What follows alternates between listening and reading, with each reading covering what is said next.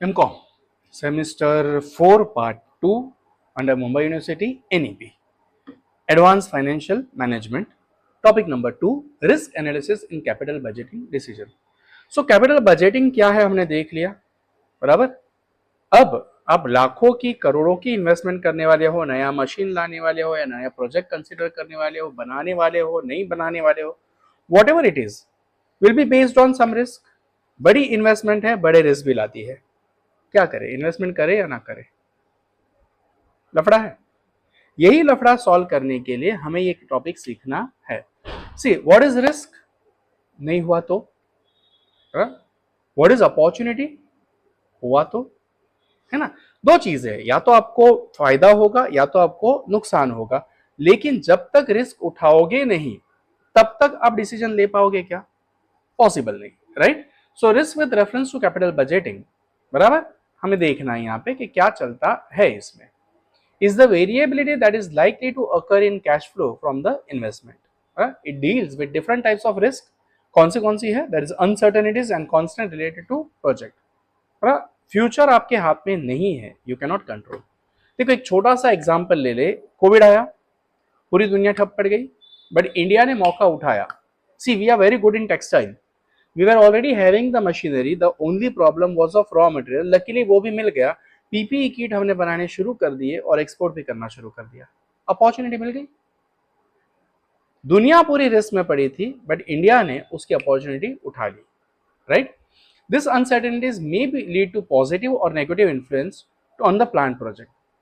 The term they are termed as threats and opportunity. Threats मतलब धोखा और opportunity मतलब मौके पे चौका, धोखा और चौका, यस।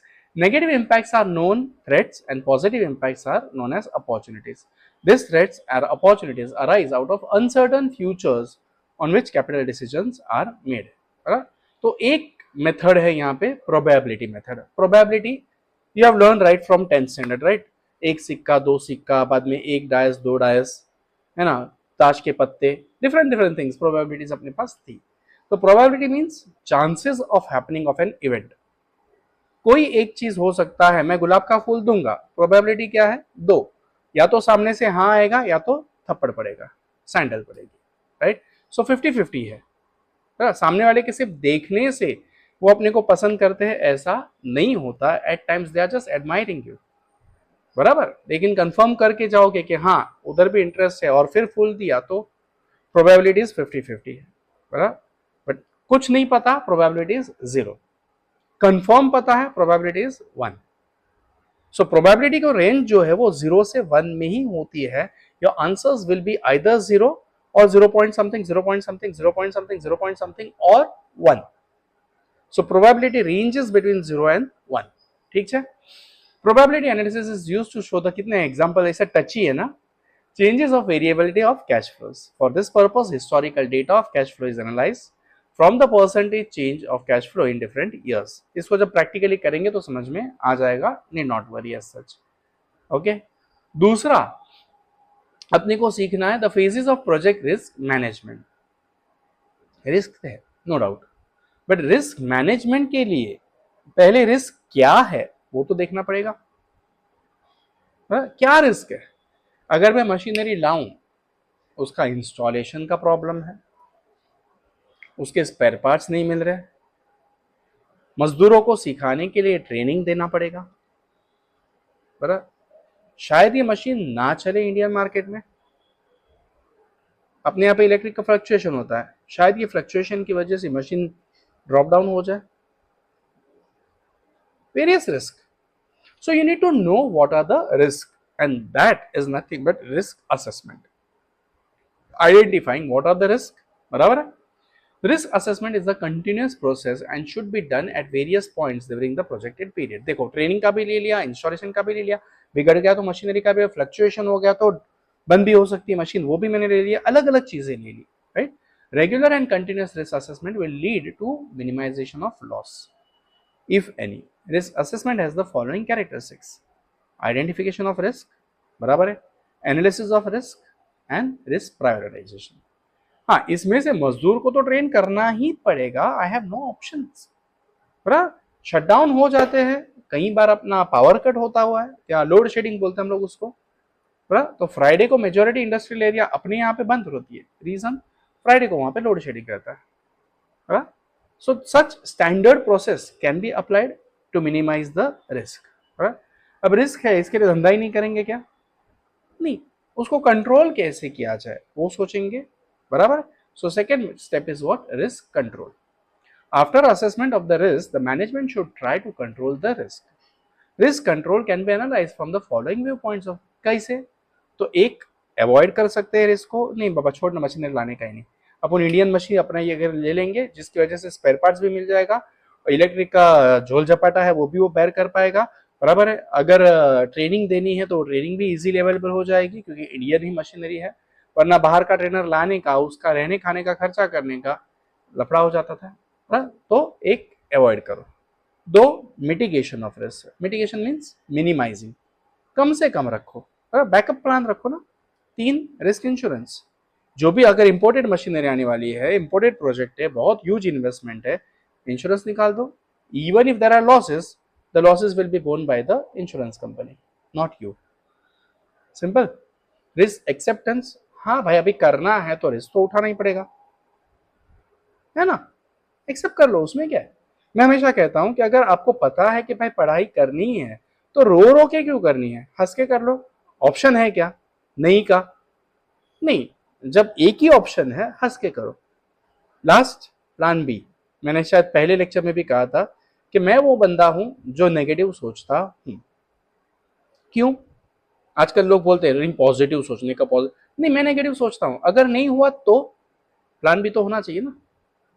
नहीं हुआ तो ये सोचना जरूरी है, तो negative thinking helps you to give some optional way, बराबर।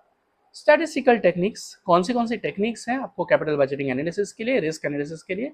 एक, probability technique of measurement cash flows, probability, chances of happening of an event, right? Sensitivity analysis fails to show the changes of variability of cash flow. For this purpose, probability may be assigned to each of the cash flow, बराबर है। Probability assignment will give some definite measures of possibility of different cash flows. एक example उन्होंने दिया है कि समझो 40,000 का आपका इनफ्लो है, कैश इनफ्लो है, और उसकी प्रोबेबिलिटी है 0.6, तो आज की तारीख में अपने को कितना मिलने वाला है? 24,000। हाउ? 40,000 इंटू 0.6, मैक्सिमम प्रोबेबिलिटी कितनी होगी? 1। या तो ना है, या तो 50-50 है, या तो हाँ है, बराबर है। डन। प्रोसीजर क्या है? पहले तो इनपुट लेंगे, प्रोबेबिलिटी डिसाइड करेंगे, उसका डिस्काउंटेड फैक्टर ढूंढेंगे, बराबर, पीवी फैक्टर बनाएंगे और कैलकुलेट एनपीवी करेंगे। जब सम करेंगे तो इजीली समझ में आ जाएगा, आप नॉट वरी, टेंशन लेने की जरूरत नहीं है। इसके मेरिट्स और इसके डीमेरिट्स, बराबर। हमेशा परफेक्ट रहोगे ऐसा नहीं है, बट एक चांस मिलेगा अपने को, एक स्कोप मिलेगा। गर्मी के सीजन में चींटियां आ गई, मेरे को चींटियां काट रही है यहाँ वहां, ओके। दूसरा है standard deviation. What is it? Sir सुना तो है, 10वीं में भी किया था, नहीं 10वीं में नहीं किया था, 9वीं में किया था सर, फिर एफवाई में किया था। जिन्होंने स्कूल लिया, मतलब कॉलेज में, जूनियर कॉलेज में मैथ्स लिया था, उन्होंने तो यही सब किया हुआ है। एफवाई बीकॉम में हम लोग ने किया। Standard deviation, deviation means the differences, होना ही है। क्या 5 उंगलियां एक जैसी है क्या? नहीं। आप कोई एक प्रोजेक्ट पे डिस्कशन निकालोगे तो 5 अलग अलग अलग अलग ऑप्शंस आएंगे, कुछ बोलेंगे हाँ, कुछ बोलेंगे ना, कुछ बोलेंगे 50-50। तो difference between the values is deviation, और standard deviation is the expected one and accepted one, कि इतना तो होगा ही होगा, कोई प्रॉब्लम नहीं है, बराबर। तो x माइनस एक्स बार ढूंढना पड़ेगा, x minus x bar the whole square. Standard deviation का फॉर्मूला आपका था root upon x minus x bar the whole square upon n, बराबर। यहाँ पे एक फॉर्मूला इन्होंने दिया हुआ है कि root of summation P F square x minus x bar अब द होल स्क्वायर, बराबर, depending upon the data whether it is grouped और अनग्रुप्ड, ये फॉर्मूलाज चेंज हो गए, राइट। तो कोएफिशिएंट ऑफ वेरिएशन मेथड, ये तीसरा मेथड है। कोएफिशिएंट ऑफ वेरिएशन क्या बताता है? स्टैंडर्ड डेविएशंस को भी रिप्रेजेंट करने वाला। Standard deviation is an absolute measures of variability, it can not be used for comparison of 2 projects, है ना। इसमें इतना इतना डिफरेंस है, इसमें इतना इतना डिफरेंस है, जिसमें कम से कम डिफरेंस होगा वो प्रोजेक्ट हम सिलेक्ट कर लेंगे, बराबर, when their sizes are different. Hence, coefficient of variation is used. It is a relative measure of dispersion. It indicates that higher the coefficient, the risk of the project is high. Okay, the lower risk is less. बराबर है. Coefficient of variation of is standard deviation of probability distribution divided by expected value. Okay, formula क्या बोला उन्होंने? Standard deviation of probability divided by expected value. समझा? तो procedure, पहले क्या standard deviation ढूंढना पड़ेगा, दूसरा एक्सपेक्टेड वैल्यू ढूंढनी पड़ेगी, कैश इनफ्लो, कोएफिशिएंट ढूंढना पड़ेगा, बराबर, और coefficient is equal to standard deviation upon expected cash inflow. Select the project with lesser coefficient, है ना.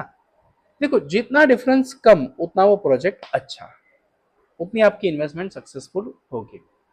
कन्वेंशनल टेक्निक कौन सी है? एक है risk adjusted discounted rate. Under this method, risk is incorporated by discounting the risky cash flows at risk adjusted discount rate. Risk is incorporated by varying the discount rate depending on the degree of the risk. RADR, that is risk adjusted discounting rate. Okay, it is the sum of risk free rate plus risk premium rate reflecting the attitude of the investor towards the risk. Sum मतलब plus या minus? Plus, right? So risk free rate plus risk premium rate. Risk premium is equal to beta into marked rate of returns minus risk free rate. Okay, calculate NPV ढूंढना पड़ेगा, बराबर है. The procedure involved the following steps. अब NPV अगर आपकी investment से ज्यादा आई तो आप उसको एक्सेप्ट करोगे या नहीं करोगे? करेंगे. NP कम आई तो श्योरली डिक्लाइन. NP जीरो आया तो डिपेंड्स, कंपनी की नीड क्या है, मैनेजमेंट का स्ट्रेटेजी क्या है, फाइनेंशियल प्लानिंग कितनी स्ट्रांग है, उसके ऊपर डिपेंड करेगा, राइट. सो ये उसका फंडा है, जब सम करेंगे तो समझ लेंगे, need not worry as such. NPV technique, अगर प्रोजेक्ट का वैल्यू ज्यादा है तो एक्सेप्ट, कम है, जीरो से कम है तो रिजेक्ट, इनडिफरेंट यानी कि जीरो है तो depends from firm to firm. IRR also the concept is same. Rank the project which are mutually exclusive, right. तो स्पीयरमैन रैंक कोरिलेशंस वगैरह आप लोग सीखे हुए हैं तो रैंक लगा देंगे. सर्टेनिटी इक्विवेलेंट अप्रोच, मतलब सर्टन, कंफर्म, इतना तो है ही है, right. Under this approach the risk cash flows are converted into risk less और सर्टन कैश फ्लोज. इतना है ना, छोड़ना, अपन इतना पकड़ते मिनिमम. मैं हमेशा कहता हूं कि अगर बिजनेस आपको सक्सेसफुली करना है, इनकम पकड़ते वक्त मिनिमम पकड़ो, एक्सपेंस पकड़ते वक्त मैक्सिमम पकड़ो, बराबर. यानी अगर मैक्सिमम इनकम और मिनिमम एक्सपेंस हो गया तो प्रॉफिट आपका एक्सपेक्टेड से ज्यादा होने वाला है, you can grow faster. But हम क्या करते हैं नॉर्मली, इनकम मैक्सिमम पकड़ते हैं, वो 15 में बेचता ना, अपन भी 15 में ही बेचेंगे. एक्सपेंस कम से कम पकड़ते हैं, इसको इतना वो तो पता नहीं चलता, लेकिन अपन सस्ता सस्ता सस्ता लाएंगे. लेकिन एक चीज कॉमन सेंस है कि जितना आप सस्ता सस्ता लाओगे आपके प्रोडक्ट की क्वालिटी डिग्रेड होगी, सस्ते में ही बेचना पड़ेगा. What is the difference? वही अगर आप महंगा लाओगे और 15 में बेचोगे, बराबर, तो करंटली पीपल में एक्सपेक्ट कि बाबा चलना इसकी क्वालिटी अच्छी है, आगे जाके आप रेट बढ़ा भी देते हो सेलिंग प्राइस तो भी आपको लॉयल कस्टमर्स मिलेंगे, आपका प्रॉफिट बढ़ते रहेगा. This is my concept, I don't know बाहर क्या बोल रहे हैं लोग. Okay, it involves the following step. अब यहाँ पे उन्होंने एक एग्जाम्पल दिया हुआ है. पहला, compute the certain cash flows, risky cash flow into coefficient. Compute NPV, that is risk free discount rate. Take decision about the acceptance. Same again, ज़्यादा है तो accept, कम है, जीरो से लेस है तो reject, and अगर जीरो है depends, right? IRR, rank the mutually exclusive this, उसके merits और demerits. Other technique, sensitivity analysis. As the name indicates, sensitivity analysis. Are you giving some values, objective values? No. This is a bit of subjective part. Depends के आप थोड़ा सा भावुक होके, थोड़ा सा इमोशनल होके प्रोजेक्ट को सिलेक्ट करो या रिजेक्ट करो या डोंट नो वाला पार्ट लो, राइट. तो it involves certain creation of model which analyzes the variation in input to give change in input. It demonstrates model output changes according to the model input variations. The variability of output is quantitatively or qualitatively measured to the given change in input variance. A mathematical model can be outlined with the help of a number of input elements and can be implemented to check various outflow expected. One has to remember that the inputs are associated with large number of uncertainties. It is therefore also known as uncertainty analysis. Usually, sensitivity analysis is carried out with the help of probability distribution. This helps to decide the size on which the project should be implemented to get the maximum profit along the optimum allocation of resources to the project. Okay, क्या करना है यहाँ पे? What will be the happen to the NPV?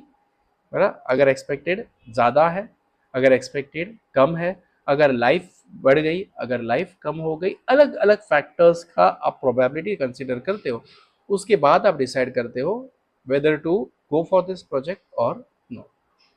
Okay, इसके ऊपर शायद ही सम होगा, देखते हैं. आई होप कि यहाँ तक आपको क्लियर हुआ है. विथ ऑल योर सपोर्ट अपना चैनल मोनेटाइजेशन के आसपास आ गया है.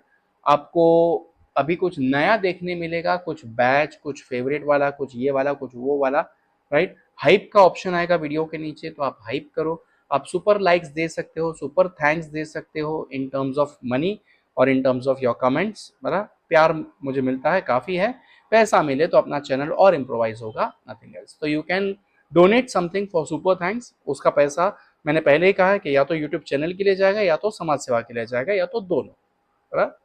I hope part 1 of chapter 2 was clear to everyone.